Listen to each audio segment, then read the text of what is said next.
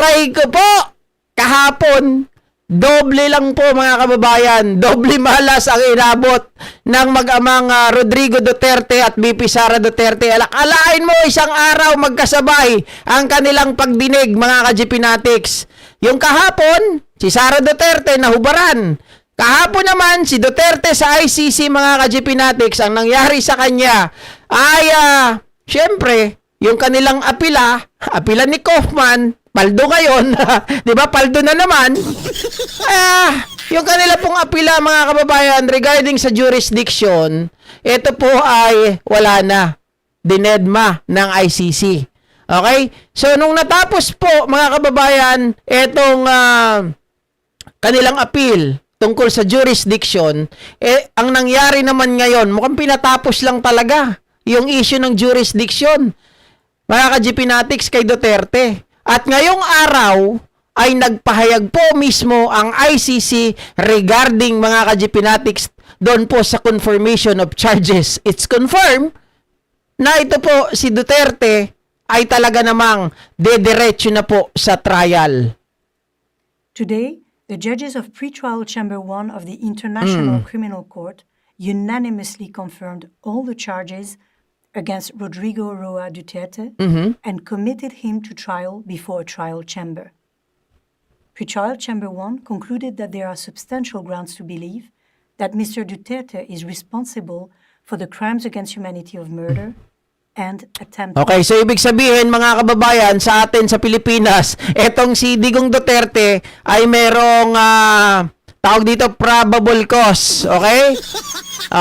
Sapat ang dahilan para mag-proceed sa trial. Okay? Parang mga kababayan, parang duplicate ng kay Sara. Di ba malapit na kay Sara Duterte? Ilang araw na lang, April 29, mga ka-GPnatics, makukonfirm na rin kung merong sapat, pero tingin natin talaga, ay may sapat na dahilan, di ba, to proceed para iakyat po sa plenaryo at iakyat mga kababayan yung article of impeachment doon sa Senado. Kay Digong, eto na, pinagpasyahan na mga kababayan.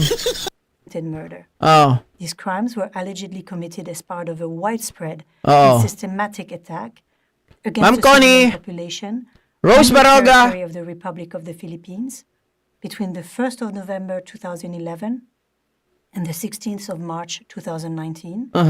In the context of the war on drugs campaign. The judges based their decision on the evidence and arguments presented by the prosecutor and the defense during the confirmation of charges which took place in February 2026. The judges also considered the submissions of the parties and participants, including participating victims. The defense and the prosecution are not automatically entitled to appeal to this decision, but they can request authorization from the pretrial chamber to do so.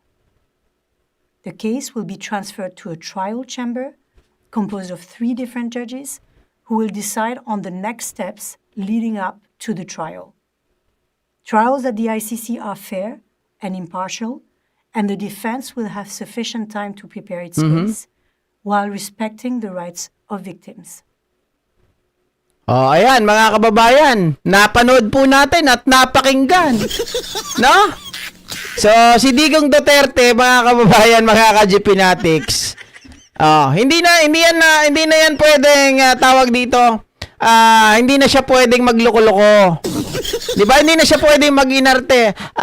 I am Rodrigo Roa Duterte.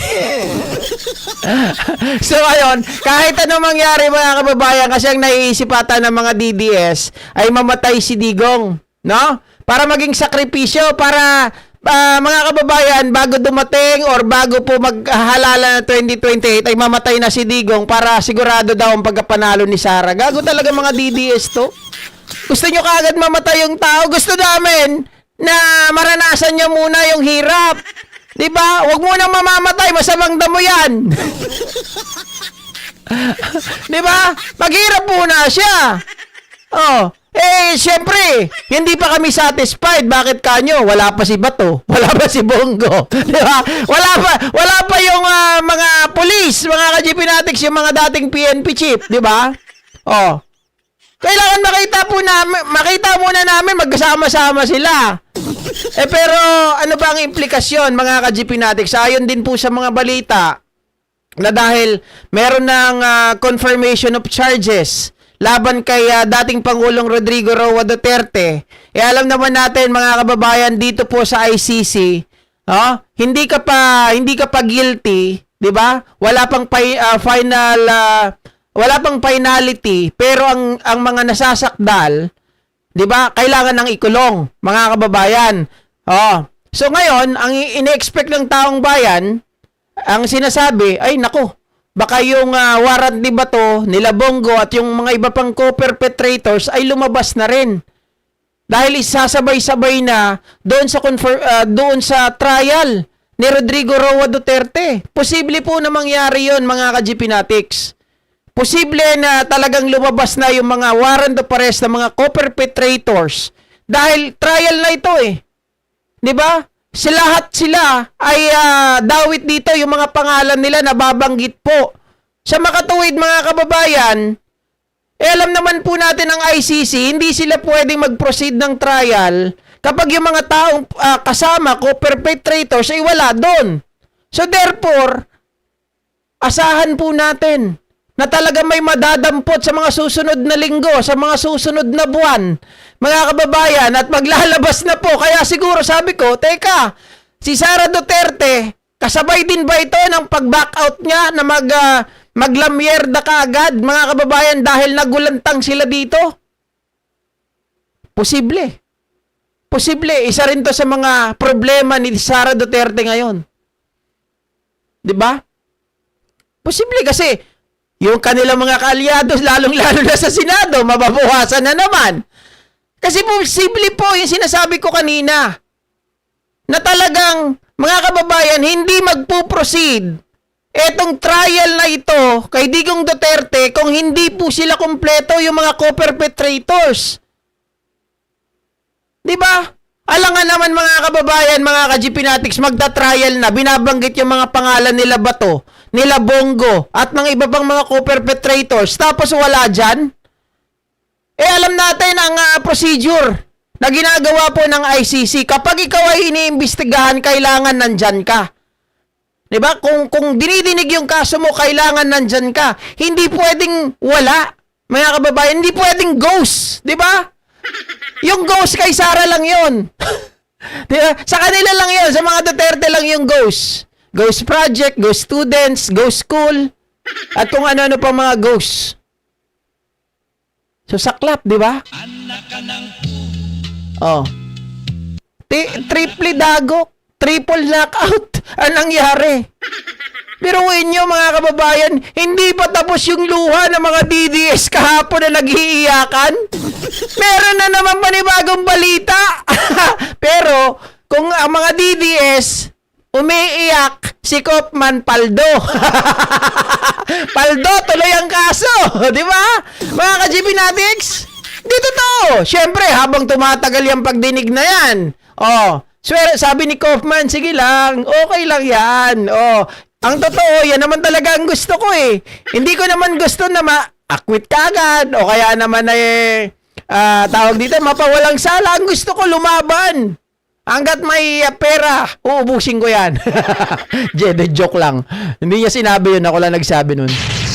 DZMM Radyo Patrol. Okay, kumuha muna tayo ng flash report mula kay Steve Ras. Kami, Steve.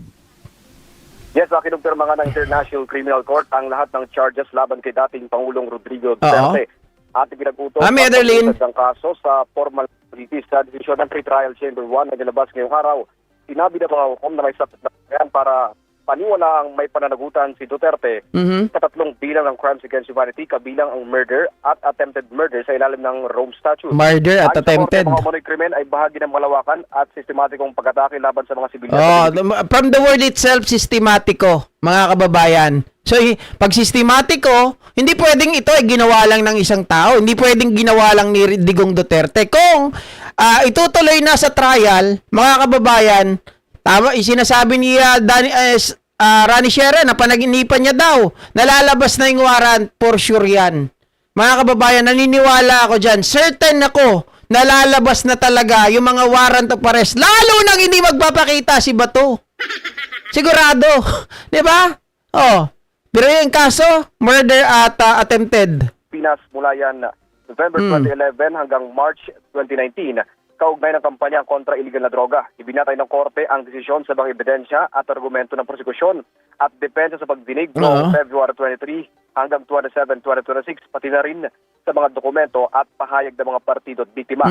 Ililipat na ang kaso sa isang trial chamber na magtatakda ng susunod na hakbang sa paglilitis at tiniyak naman ng ICC na magiging patas ang proseso at bibigyan ng sapat na oras ang depensa habang igagalang ang karapatan ng mga biktima.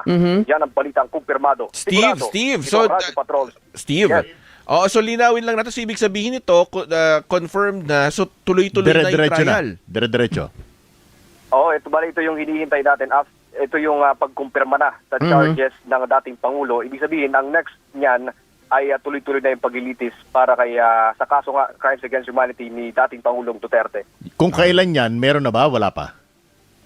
So far, wala pa. Yan pa yung hinihintay natin na detalye mula pa rin sa ICC, Willie. Alright. Alright, sige, maraming So salamat. sabi nila mga kababayan, ito daw talaga yung parusa ng Panginoong Diyos.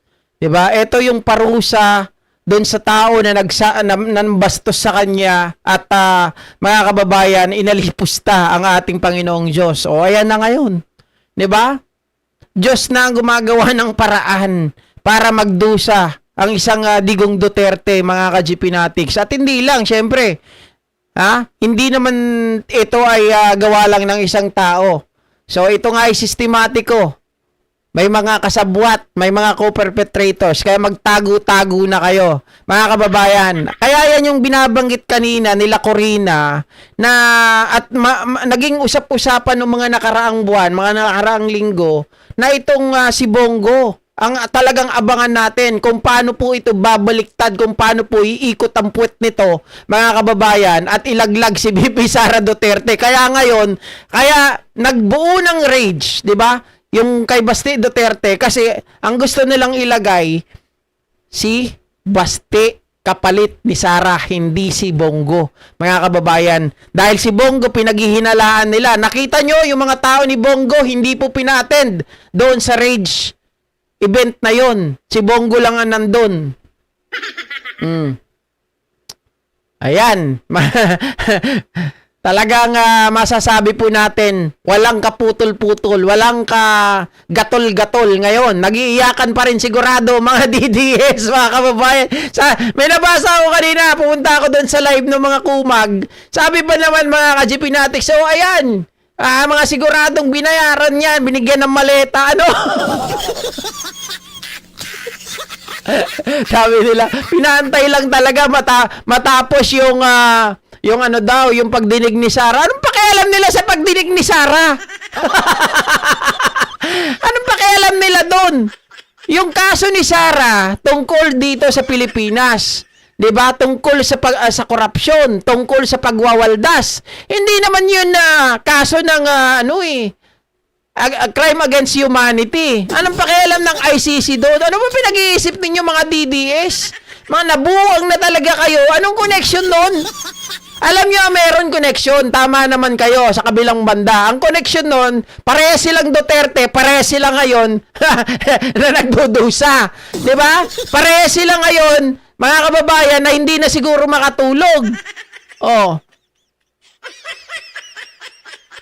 Mga siraulong mga DDS to, ikukonek nyo yung kaso ni Sara? Nasabihin nyo, gawa-gawa lahat ni Pangulong Bongbong Marcos? Uy! Nasa na ba talaga napunta yung mga utak ninyo? Mga kababayan, speaking